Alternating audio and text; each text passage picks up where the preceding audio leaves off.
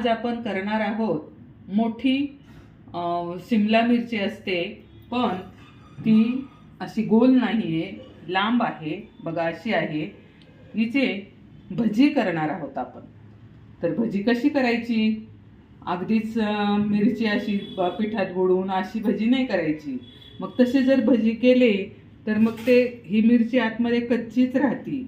म्हणून आपण ही मिरची मी धुवून घेतलेली आहे. आता ही मिरची अशी याला इथं चीर द्यायची.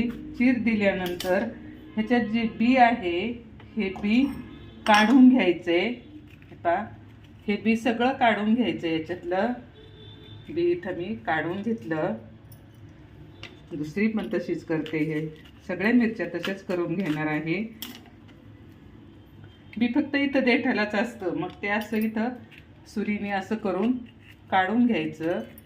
हे निघून गेलं बी सगळं, कारण बी राहिल्यानंतर ते टच होईल म्हणून ते बी काढून घ्यायचं.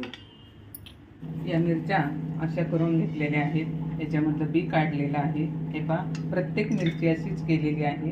या मिरच्या तिखट नसतात. तर या मिरच्या आता आपण इथे 2 ग्लास पाणी ठेवलेलं आहे.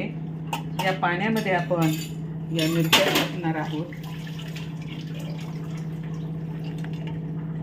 आपल्याला हे थोड्याशा उकडून घ्यायच्या, कारण अशी जर आपण भजी केली तर मिरची भज्यामध्ये पूर्ण शिजली जात नाही आणि मग ते खायला पण बरोबर वाटत नाही.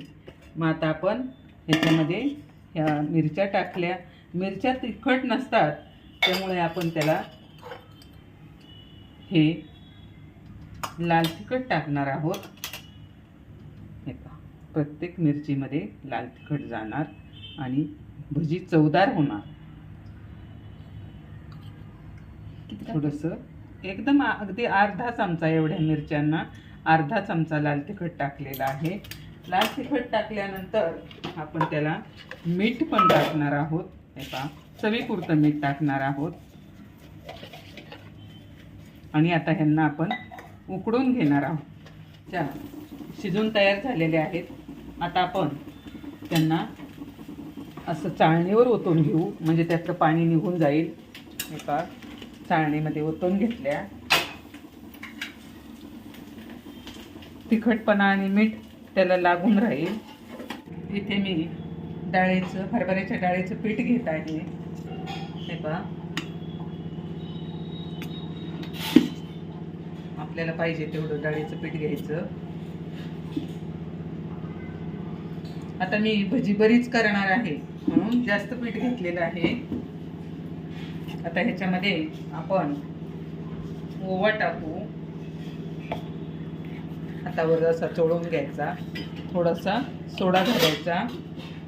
सोडा जर नाही घातला आपण तर भजी निबर होतात, म्हणून सोडा टाकायचा. सोड्याचं प्रमाण अगदी थोडं टाकायचं आहे, अगदी थोडं. नाही तर सगळा सोडा जर जास्त झाला तर सोडा सगळा तेल पितं आणि भज्याला सगळं जादा तेल होतं. मग आता हळद घालायची नाही. आणि हे मिरच्यांचं वरचं आवरण आहे, त्याला तिखटपणा यायलाच पाहिजे, म्हणून आपण त्याच्यामध्ये लाल तिखट घालणार आहोत. कसे तुम्हाला तिखट पाहिजे त्याप्रमाणे तुम्ही तिखट मीठ घालू शकता. थोडंसं हे कलरचं लाल तिखट आपण थोडंसं टाकू आणि चवीपुरतं मीठ टाकू. मीठ मी नेहमी हातानेच टाकते, मला चमच्याने अंदाज येत नाही. आता आपल्या ह्याच्यात सगळं टाकून झालंय. ह्याला आपण चांगलं असं कालवून घेऊ. तर आपण भिजवून घेऊ. थोडं थोडं पाणी टाकून भिजवून घ्यायचंय. किती छान भिजलं पटकन. हे पहा, भिजलं. गुठळी नाही झाली, काय नाही. आता थोडं अजून पाणी टाकू आपण त्याला.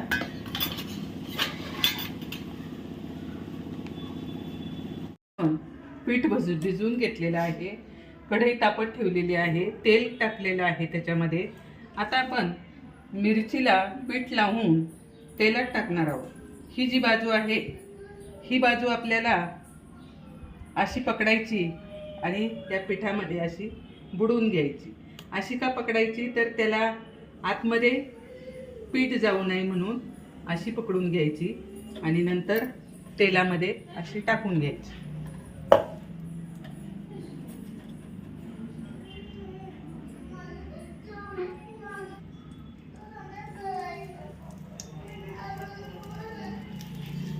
तेल बघा, लाकडी घाण्याचं तेल आहे तरी पण त्याला किती फेस आलाय बघा. आपण काय तळतोय ते तरी कळतंय का त्याच्यामध्ये.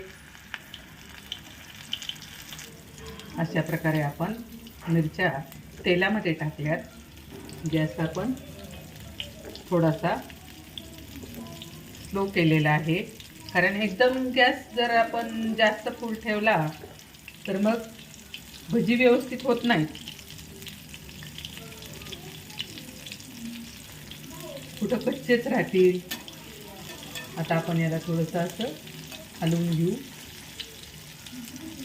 आणि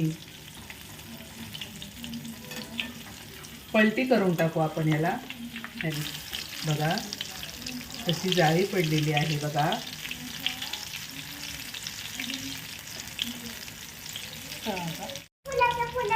हो हो, हे पहा आपली भजी आता आपण तयार झालेली आहे. काढून घेऊ त्यांना. हे पहा बघा पिठाला कशी जाळी पडलेली आहे, त्या भजीला छान झालेले आहेत. अगदी कुरकुरीत झालेत बघा, कुरकुरीत. मी भज्यांना हळद कधीच घालत नाही.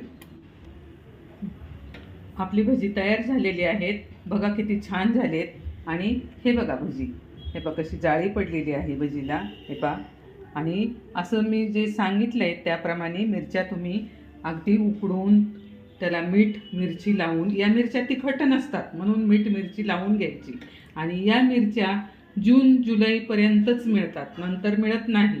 बाकीची दुसरी जी शिमला मिरची आहे ती 12ही महिने मिळते, पण ह्या ज्या लांबड्या मिरच्या असतात या फक्त 2च महिने मिळतात आणि खायला तिखट नसतात. तुम्ही पण अशा पद्धतीने भजी करा आणि खा.